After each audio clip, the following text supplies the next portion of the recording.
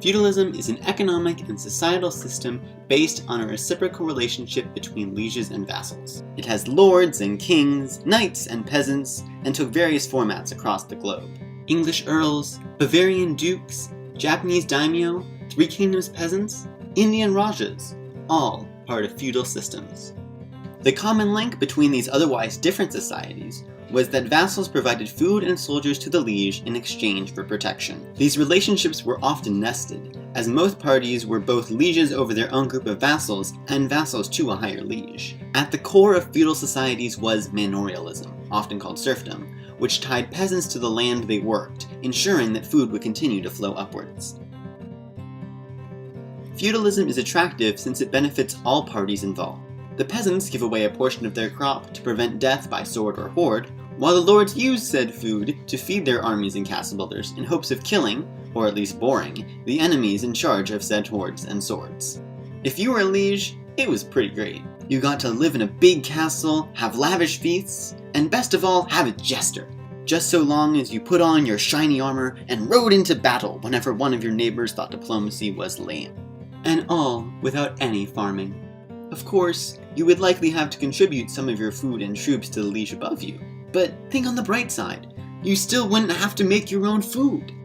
If you were a peasant, you needed to farm to survive, so you might as well use your excess food to lower the risk of your premature death. Unfortunately, sometime your liege's army lost and the hordes killed you anyways. Also, no amount of military will triumph over plague.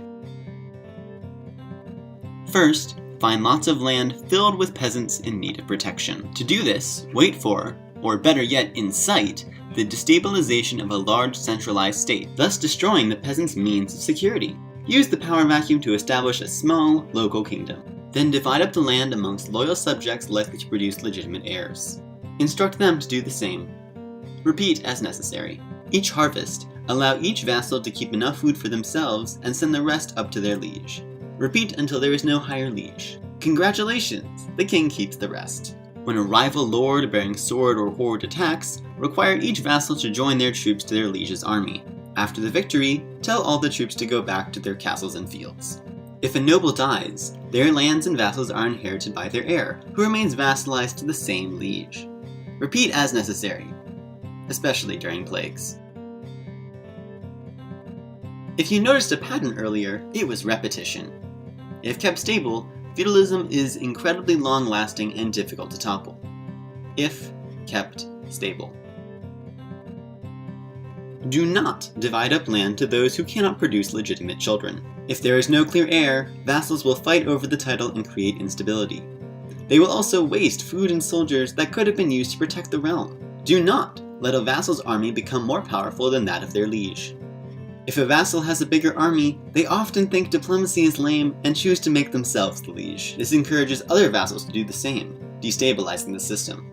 Do not allow peasants to read, write, own property, interpret religious texts, have any social liberties whatsoever, or acquire weapons. If the peasants don't like the system and think they can make a better one, there are only two options. You can either agree to their demands, or you can kill them until they stop protesting. Either way, you will have fewer peasants doing farming for their lieges, and thus will have harmed the basis of your feudal society. So, when you go to set up your feudal empire, make sure to prevent all peasant-free thought. In review, instead of bureaucratic hassles, delegate to lieges and vassals. The peasants stay safe, the lords well-fed, and all the wealth trickles up to the head.